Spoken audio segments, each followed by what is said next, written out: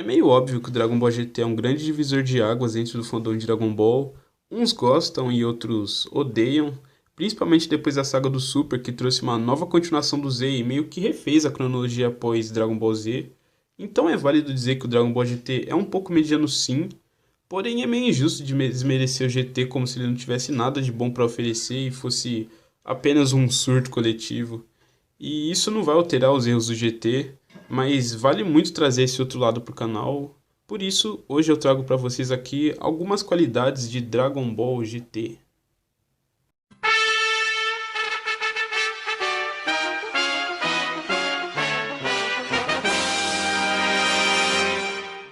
O primeiro ponto que eu trago para vocês são a abertura e os encerramentos.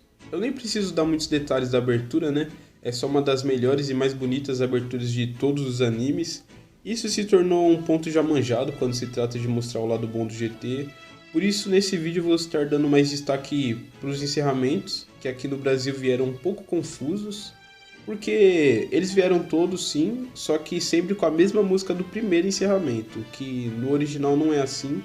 Cada um vem com uma música diferente e admito que são muito boas, de verdade.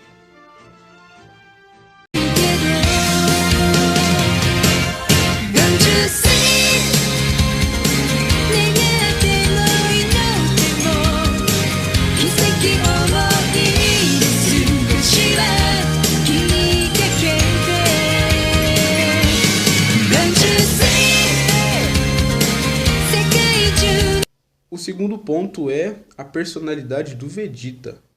Tá aí algo muito importante e muito bem explorado no GT, que é a mudança na personalidade do Vegeta depois do Dragon Ball Z, que mostra muito da evolução do personagem ao decorrer das batalhas e dos anos, e o desenvolvimento do Vegeta desde que era um soldado do Freeza que matava por diversão, até se tornar um cara pacífico que vive com a sua família e tem esse apreço de viver na Terra. É incrível, é muito condizente com o discurso do Vegeta na saga do Buu, de quando ele deixou seu orgulho de lado e prezou pelo bem maior. Isso mostra que ele é um dos personagens mais bem construídos de toda a franquia. O que realmente pecaram nele nessa série foi abaixo na quantidade de interação dele, comparado com o Z, e também aquele design inicial dele que, não vou falar muita coisa, foi mal. Sou eu que não aceito muito aquele bigode de tiozão de bar dele, não aceito aquilo. Mas um dos melhores momentos que mostra o amadurecimento do Vegeta é no episódio 45, quando ele diz que é um terráqueo com orgulho de um Saiyajin contra o Super 17. E isso não é de se ouvir todo dia. E não é só sobre as falas dele, mas também você pode ver a mudança pelas suas vestes, as suas roupas. No início ele usava aquela armadura de elite do exército do Freeza. Depois ele usou uma versão mais clean, que foi feita na Terra. Depois uma versão mais caseira, que lembrava os Saiyajins. E por fim ele adota esse estilo novo, que na minha opinião ficou muito irado, bem punk. E eu não tô dizendo que o Vegeta do Super não é assim. Você consegue perceber mais atitudes chaves do Vegeta atualmente que mostram quanto o Vegeta mudou. É só você ver o decorrer dos episódios. Como terceiro ponto eu trago pra vocês a saga do Baby. E ignorando quase que completamente o arco anterior da viagem espacial, esse aqui no geral é o arco que tem para oferecer o melhor do GT. Dessa vez trazendo o vilão Baby, que se encaixa no padrão vilão de Dragon Ball muito bem. E é sério, é só você fazer uma análise desde o Dragon Ball clássico. O Piccolo da Daimao, que queria se rejuvenescer para alcançar o seu poder máximo e dominar o mundo. Freeza, o imperador do universo que queria se tornar imortal e que também evoluía com transformações cada vez mais fortes. Cell, o bio-androide do Dr. Gero que precisava do número 17 e número 18 para se tornar o guerreiro perfeito e provavelmente destruir a Terra no processo. Majin Buu, a criatura que destruía tudo em volta e absorvia os guerreiros, se tornando cada vez mais forte. E então a gente chega no Baby, a última criação de uma raça extinta pelos Saiyajins que planeja se vingar possuindo o corpo do Vegeta e assim criando um novo planeta de sulfuro, usando os habitantes da Terra como fantoches.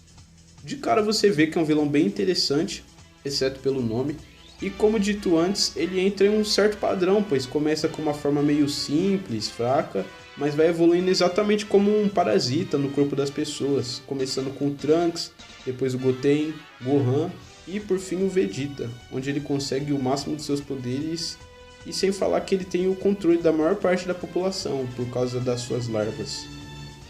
E não é só isso, é um vilão interessante, como uma história interessante também, e tem outros fatores que tornam a saga muito boa.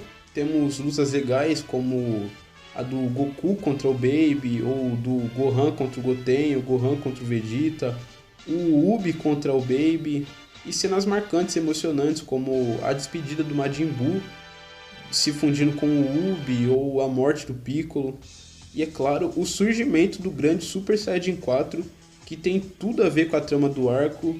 Então, sem dúvidas, a saga do Baby é um grande ponto de Dragon Ball GT. Bom, como eu já puxei o gancho dessa transformação, eu trago aqui como quarto ponto o Super Saiyajin 4. Mas esse argumento já é meio manjado para falar bem do GT, então por isso eu não vou estar falando da transformação em si, o seu visual, mas do aproveitamento dela na série. E também porque eu já fiz um vídeo falando sobre a transformação no seu visual. Se você não viu, dá uma conferida aí. O GT foi a menor série da franquia, por isso não pôde apresentar muitas transformações de Super Saiyajin como as outras séries, então eles focaram inteiramente em apenas uma, e exploraram ela muito bem. Exploraram suas particularidades, como o calor em volta dela, ou as técnicas, como o Kamehameha 10 vezes aumentado, e o teletransporte que é bem mais aguçado. E assim, o Goku com essa transformação consegue superar todos os seus limites, alcançando níveis de poder nunca visto antes. E podemos ver isso durante todas as sagas, com o Goku sempre aperfeiçoando essa forma e ficando sempre mais forte. E não parando por aí, a gente vê também o Vegeta alcançar essa forma, e mais pro final, a fusão Godita Super Saiyajin 4, se tornando o ser mais poderoso do Dragon Ball GT. O quinto ponto é os níveis de poder de luta. Ao longo do tempo a gente vai percebendo que alguns personagens vão ficando um pouco de lado, ficando mais ausentes, e você pode ver isso tanto no GT quanto no Super. Porém, algo interessante que pode se notar no GT é que os níveis de poder não tem uma diferença tão exorbitante como a gente pode ver no Super, com o Goku e o Vegeta a níveis tão altos de poder que eu imagino até que nenhum outro guerreiro nunca vai conseguir chegar tão perto do nível deles, tirando o Broly. E eu acho que nem mesmo o Gohan vai conseguir superar ou pelo menos se equiparar com o Goku novamente, eu acho bem difícil. E no GT a gente vê sim uma diferença grande de poder, porém é mais coerente, até mesmo com a vida dos personagens. A gente vê o Gohan tendo um poder próximo ao do Vegeta, ou o Ubi mostrando que também não ficou para trás. Por isso eu digo que os poderes deram meio que uma nivelada, de certa forma, e isso é muito bom para a maior participação dos personagens na história. O sexto e último ponto é um bônus, mas eu acho legal acrescentar que é o legado do universo GT. A gente pode ver que o Super ainda não acabou, ainda tem muitos conflitos e aventuras bem legais sempre surgindo, porém com o GT foi diferente e eu achei legal que eles deram um ponto final em Dragon Ball, provavelmente pelos seus erros e rameladas, mas pra mim vale muito dar crédito pro GT porque nele a gente pode ver o que seria o encerramento da história desde o clássico.